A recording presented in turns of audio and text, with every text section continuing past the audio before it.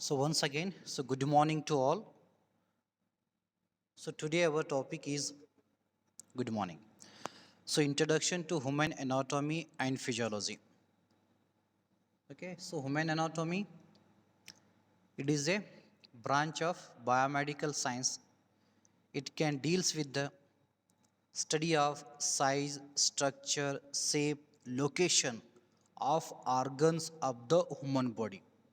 Okay, so that study was helpful for the research or to know the normal functions of the organ. So that was helpful for the diagnosis of the disease or abnormal conditions. So regarding physiology, so physiology is also branch of biomedical science. It can deals with the study of organ functions. Okay, so that organ functions or study of organ functions is related to the if it is human beings mean, so that was known as the human physiology. And human physiology is helpful for once again to diagnosis of the disease or to give the proper treatment, because you know the normal physiology, normal functions. If those functions are increases or decreases, so that condition was known as the abnormal physiology. So that according to abnormal physiology, so if you're having the normal physiology, you can correlate the results, then then only you are able to give the proper treatment or to advise the medicines, or you can counsel the patients. So first we learn about the definitions of human anatomy and physiology. So ana means up. So here the ana means up and toe means to cut. So here the anatomy is the branch of biomedical science. It deals with the study of structure and relationship between the body parts. Okay, so for example, you should be know, so that is our heart rate is 72. So that heart rate may be increases, may be decreases. So that was associated with your body functions or your daily activities and as well as the CNS. If you know the relations between the different parts of the organ, so then only you can conclude what will be happens in the heart. Because in some stress or any other conditions, so where also the heart rate is increases, that it is not indicate that it is a hypertension or increased blood pressure. If you go through the normal anatomy and physiology, so where you conclude after a counseling of the patient was suffering from the psychosis or the patient was suffering from the stress. So whatever the heart rate is increases or whatever the blood pressure was increases, that is not related to the cardiovascular disorder or serious disorder. It is related to the CNS disorder. So that's why if you know the normal anatomy and physiology, so then only you can diagnose the proper disease. According to that only you can use the correct medication. In this case, regarding the abnormalities in the heart rate, so where you can use the medicines related to the to normalize the brain tensions or to normalize the stress, or you can advise the patient.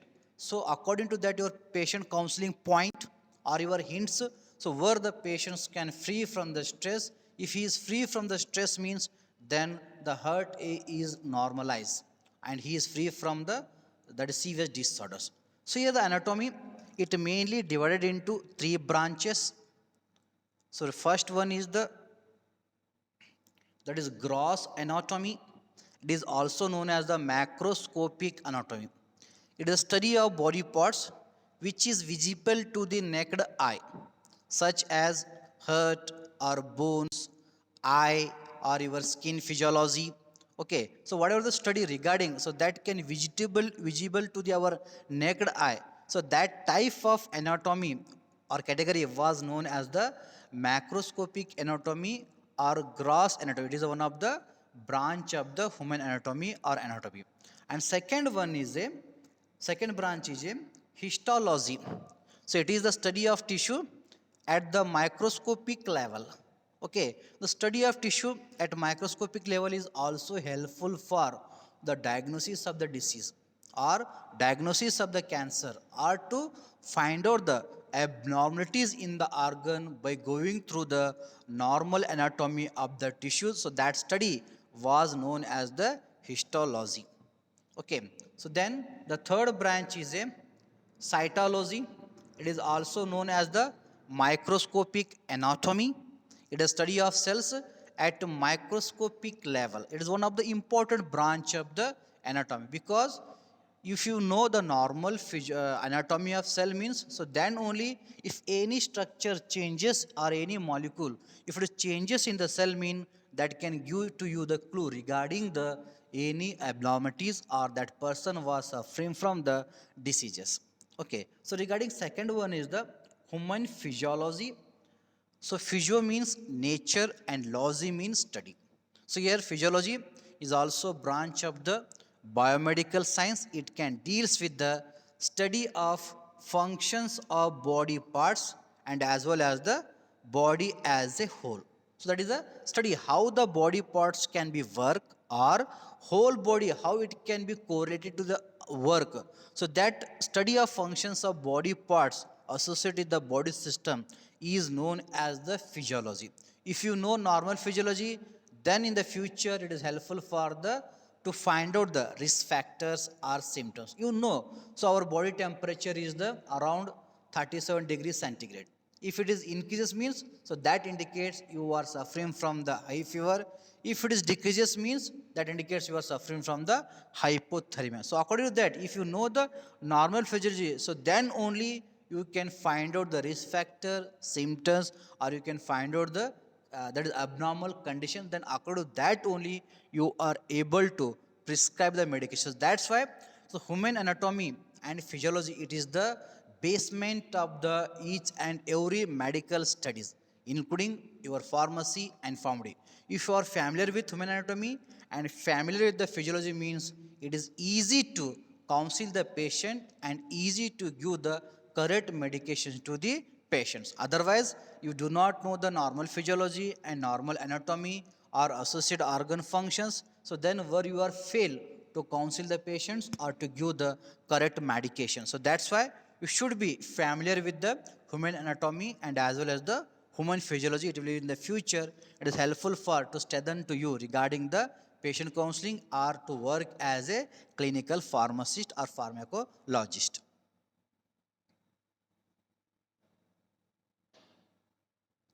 So next one is the we should learn regarding the organizations of living systems. So how our body can be made. So dear students, so our body is mainly made of the elements like a carbon dioxide, hydrogen and oxygen. So these are combined together to form a atoms. So the atoms, so they are combined together, so they forms the molecule. And many molecules, so they are combined together, so they are responsive for the formations of the cell. And the cells are grouped together, so they are responsible for the formations of the tissue. So the tissue, so there are mainly four types, that is the epithelial tissue, connective tissue, muscular tissue, and nervous tissue. So epithelial tissue, it is present in the lining and covering part of the organs. So that's why the epithelial tissue play important role in the productions of the organ and absorptions and secretions from the organs. And second one is the connective tissue. It, as the name indicates, it is helpful for to connect the different tissues and responsive for the formations of the organ. So regarding the muscular tissue, so these muscular tissue once again, so they are responsible for the formations of the organs. And nervous tissue is required for the development and formations of the central nervous systems and brain and many other nerves. And here the tissues, so they are grouped together, so they are responsible for the formations of the organ. For example, regarding the formations of heart, it is required the muscular tissues like a cardiac muscle, and as well as it can cover with the epithelial tissue, and epithelial tissue can hold with the muscular tissue, that is the cardiac muscle, so with the help of the connective tissue. So that's why so different tissues, so they are combined together, are responsible for the formations of the organs. So here, so the some organs, so they are grouped together, so they are responsible for the formations of the heart. For example, cardiovascular system, it consists of the organs like heart and as well as the blood vessels. So that blood vessels and heart combined together, so they are formed the one system. So that system was known as the cardiovascular system. And here in our body, more than 13 systems are present like nervous system, muscular system, hemopoietic systems, respiratory system, urinary systems, or sensory organ systems. So like that, so various systems, so they are formed with the help of the different organs, and these all systems, so they are together and responsible for the formations of the one organ. So like that, so our human body is made up of the basic element carbon, hydrogen, and as well as the oxygen. So these are the basic elements and helpful for the development and formations and organizations of the living system. So here the atoms, so they are grouped together to form a cell. So that system was known as the chemical level organizations of living systems. And here the cells are grouped together, so they are forms the tissue, so that was known as the cellular level organization of living systems. And tissue grouped together, so they are responsible for the formations of the organ, so that was known as the organizations of living system by tissue level. And organs together, so they are form the system, so this is known as the organ level development of the body systems. Then all systems, so they are together to responsible for the formations of the one human body, so that was known as the system level organizations or development of the living system. So like that, so our body systems can be organized with the help of the basic elements cell, tissue, organ, and various systems.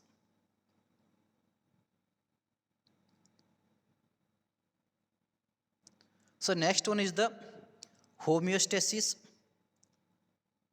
So home means our internal body and status mean balancing. Okay, so our body, it consists of the various chemicals and various hormones.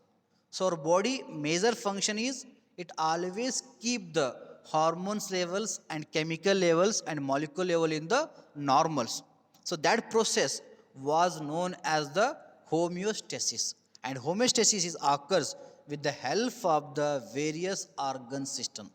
If the homeostasis is abnormal, then only we are suffering from the various disorders.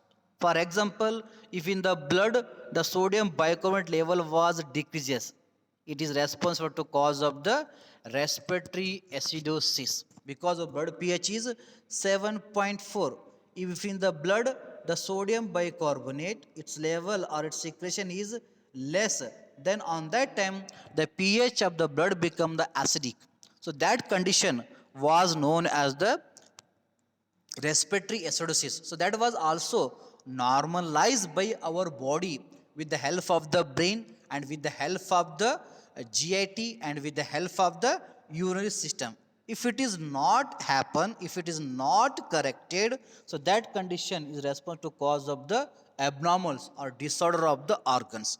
Or if the sodium bicarbonate is more secreted, so on that time the pH is more than 7.4. So that condition was known as the respiratory alkalosis. And respiratory alkalosis is also responsible for to completely death of the organs. But our body, so with the help of the various organs and various systems, it is involved in the balancing of the internal environment.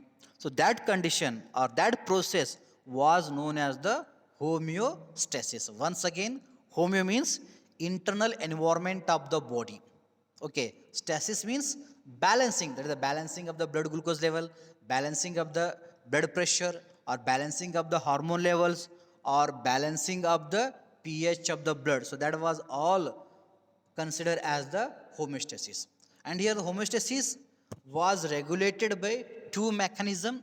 So that was known as the positive feedback mechanism and as well as the negative feedback mechanisms. So positive feedback mechanism, it was activated when any chemical or molecule or hormone level, so that was decreases more than the normal. For example, if the glucose level is decreases, then it was responsible to cause of the hypoglycemia.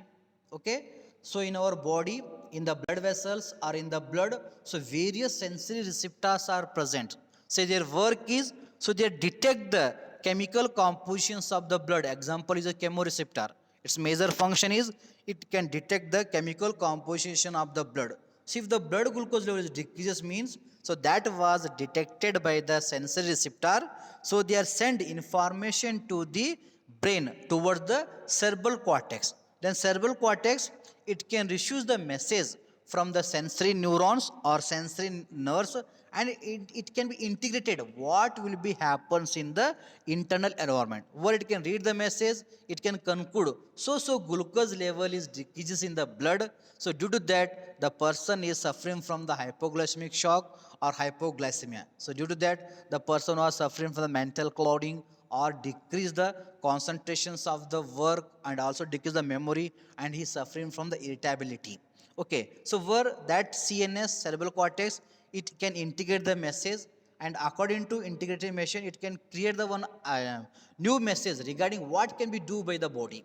Okay, so that message, integrated message or answer, was created in the neurons of the cerebral cortex. So that message was reaches to the hypothalamus when the glucose level is decreases. Then hypothalamus, it is a master of the master gland. So then the hypothalamus, it can releases the corticotropic releasing hormone, that is known as the CRH.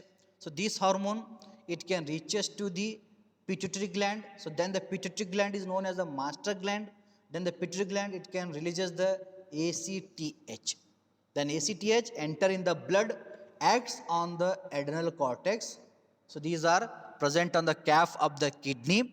Then adrenal cortex is involved in the secretions of the glucocorticoids. And glucocorticoids, it can enhance the carbohydrate metabolism, that is the breakdown of glycogen into glucose, or it can enhance the formations of glucose from non-carbohydrate source by utilizing the fats or by utilizing the amino acids, so that it can incite the formations of the glucose. So like that, the decreased glucose, it can be normalized.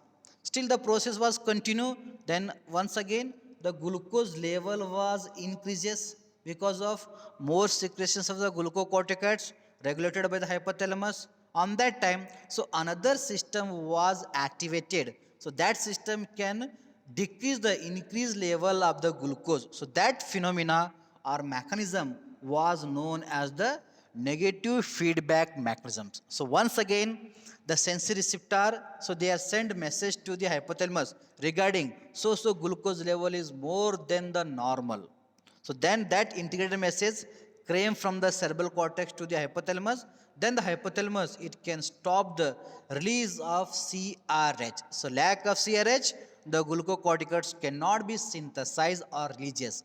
And lack of glucocorticoids, the glucose cannot be produced in the body. So like that, so these both two systems, that is positive feedback and negative feedback system, so they are involved in the regulations of the internal environment regarding the glucose or many chemical compositions or blood pressure. So that is known as the homeostasis. So in our body, so due to presence of positive feedback mechanism and negative feedback mechanism, so then all the hormone level or chemical level, molecule level will be the normal. If any problem in the positive feedback mechanisms or negative feedback mechanisms or homeostasis, so then only we are suffering from the diseases or disorders. So that's why, so always you can keep your mind in the calm, or always in the balance. Unnecessarily you are not shouting, or you cannot be abnormal your CNS, because CNS play important role in the homeostasis. If you are suffering from that is a depressions or anxiety means, the CNS functions can be abnormal. So due to abnormal of CNS function, the homeostasis cannot be regulated due to abnormalities in the positive feedback mechanism and negative feedback mechanism. So due to that, the presence of positive feedback mechanisms and negative feedback mechanisms, our internal environment can be balances. So that was known as the homeostasis.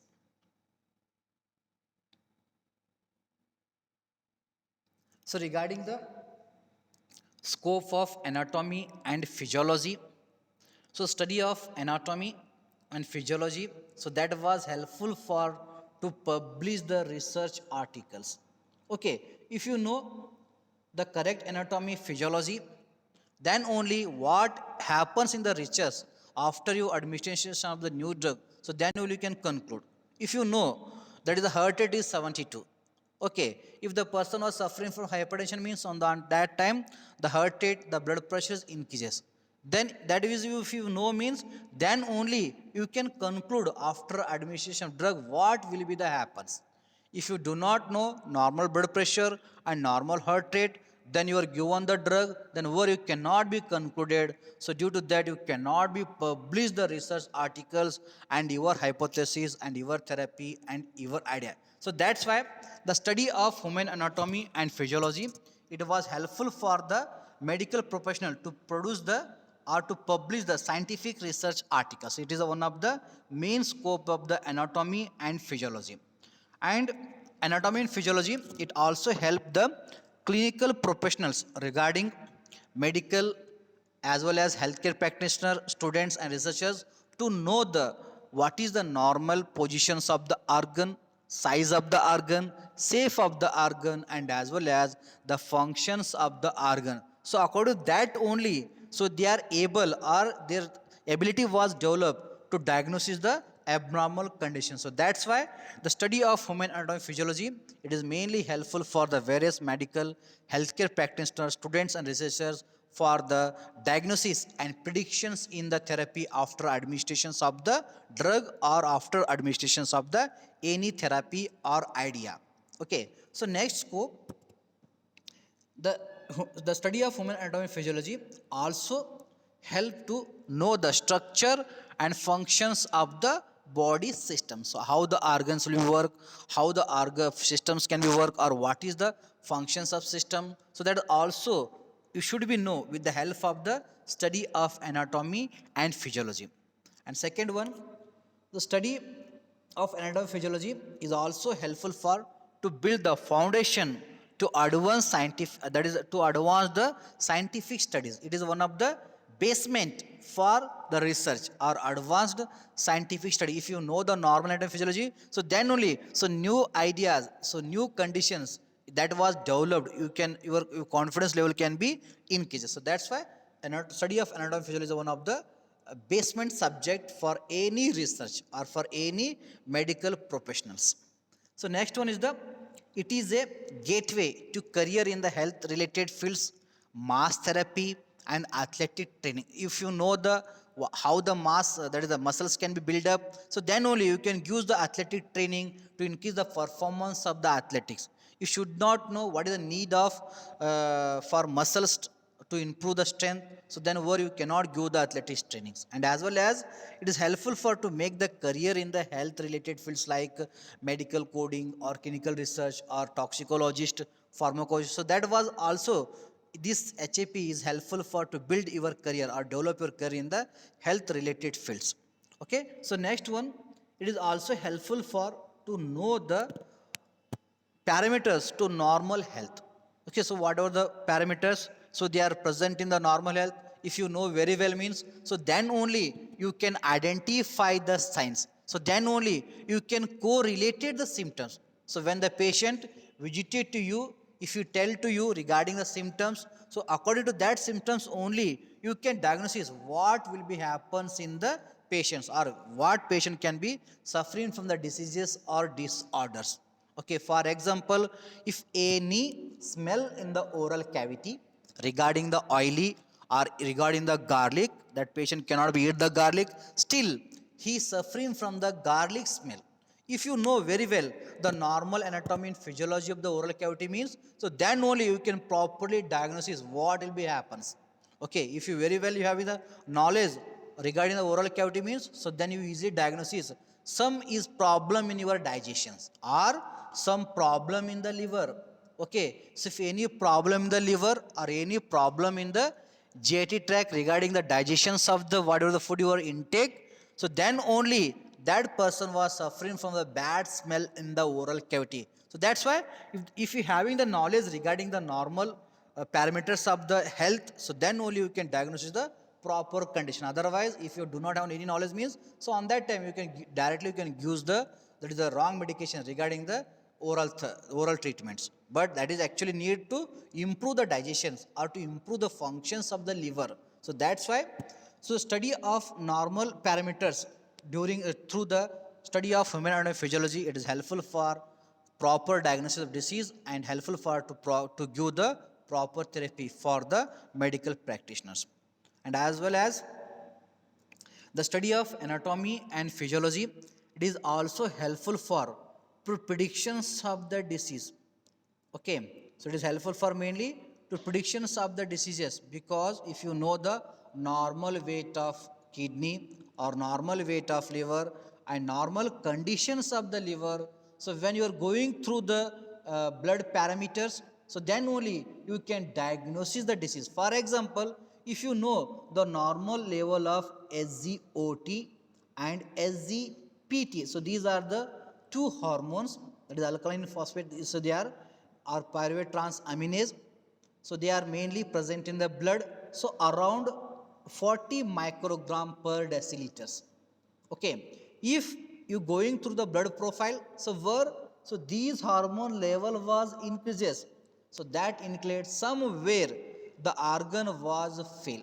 For example, the person having high blood pressure and increase the heart rate, and where you can going to the blood profile, then where the SGPT and SGOT was increases, so that included some problem in the heart or some problem in the liver. So like that, if you know the normal physiology and normal anatomy of our body means, so that was helpful for the predictions of the disease.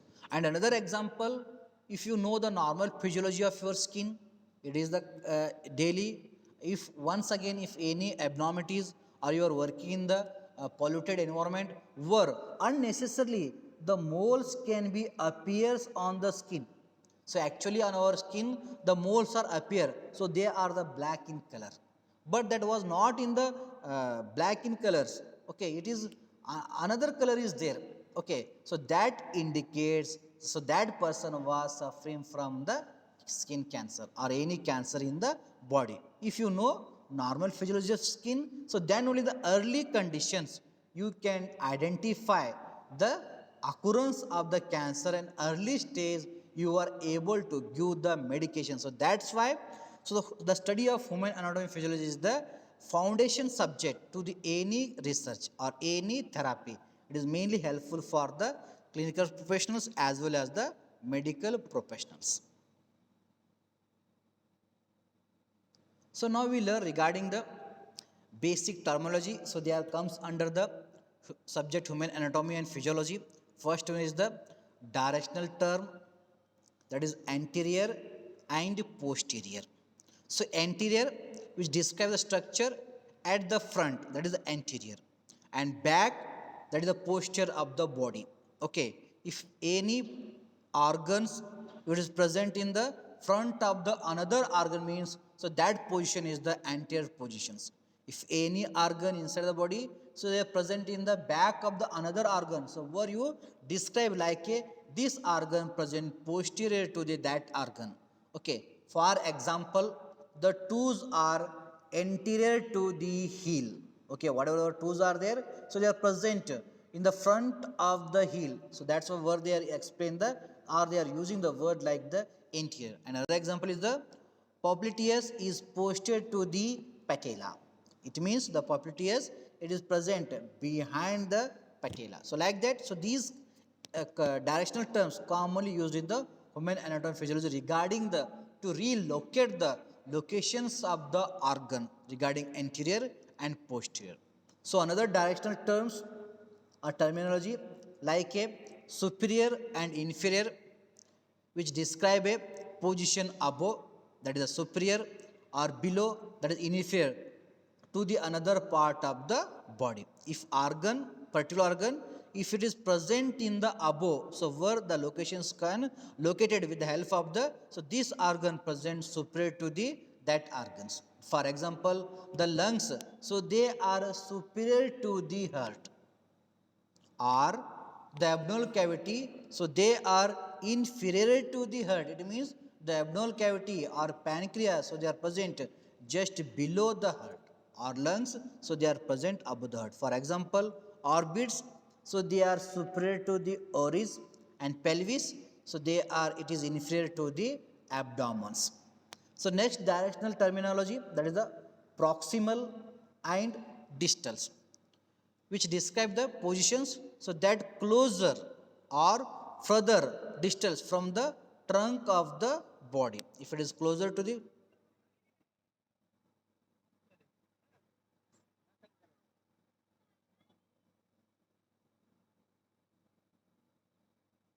okay, for example, shoulder is proximal to the arm and the foot is distal to the knee.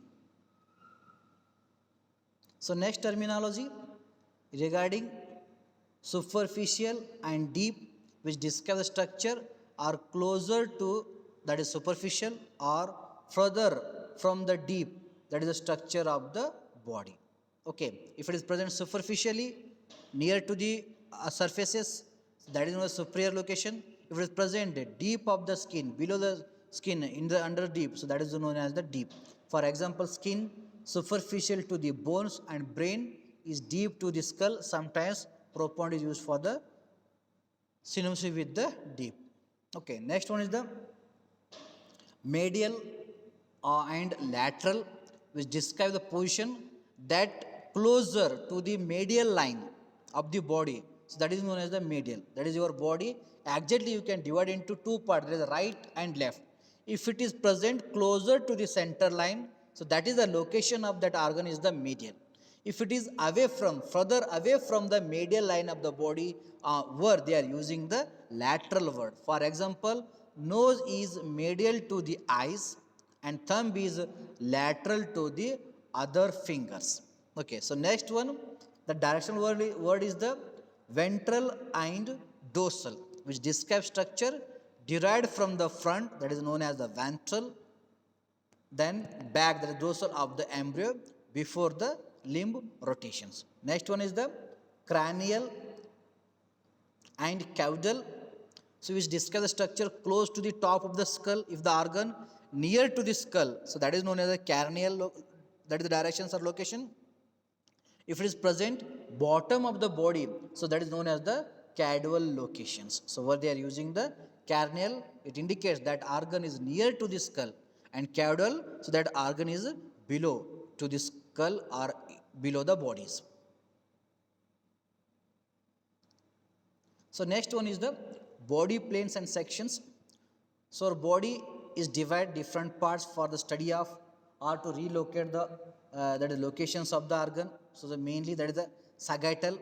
The sagittal, it indicates the body can divide into left and right. Exactly, it can cut in the center from top of the skull to the lower part. So if it is divide, that is no, that is left and right halves. Okay, it is easily indicated in the structure. So here, that is the exactly body you can divide. So this is left and as well as right. So that divides for to locate the organ location. So that is known as the sagittal. If you divide the body into front and back, okay, so that is known as the frontal planes. Okay, then transverse planes.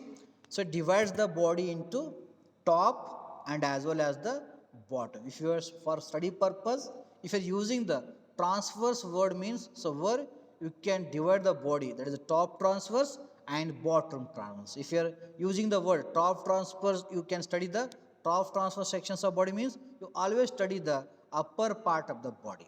If anyone using the word, you can look at the kidney in the bottom transverse means it is present in the bottom of the body. So like that, so these planes, so they are helpful for to divide the body for further the clinical study. So then anatomical positions.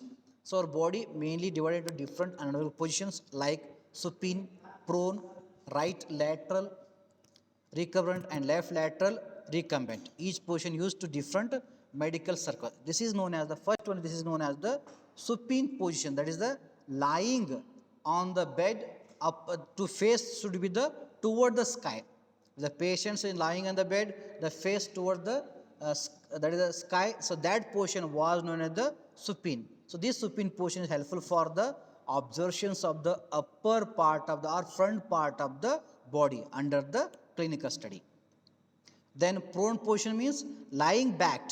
Okay, your face towards the bed and backside toward the sky. So that is known as the prone position. So this position is helpful for study of the back part of the body.